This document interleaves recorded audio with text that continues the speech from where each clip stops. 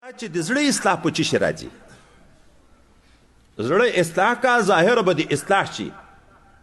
د زړه اصلاح په چی شي راځي دا وای درې شیان غواړي بیعت صحبت ذکر بیعت صحبت ذکر خدا چې عام مرګري په دې باندې باید په غور فکر ورته کې پوه شي بیعت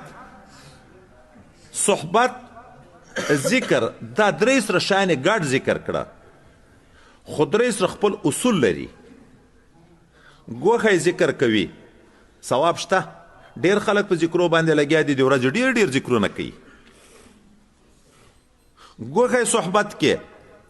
فایده شته د علماو د دوست خلکو په مجلس کې کېناستو هغه وخت کې د خدای رحمت ورته متوجه ده کله څه نه څه اصلاح هم په سړي کې راشي خو لیکن کامل اصلاح چې راځي چې درې سره شیان جمع شي چې بیعت هم وي او بیا د خپل شیخ سره صحبت هم وي بیا د شیخ د ذکر د فرمودې موافق ذکر هم وي درې سره چې راشي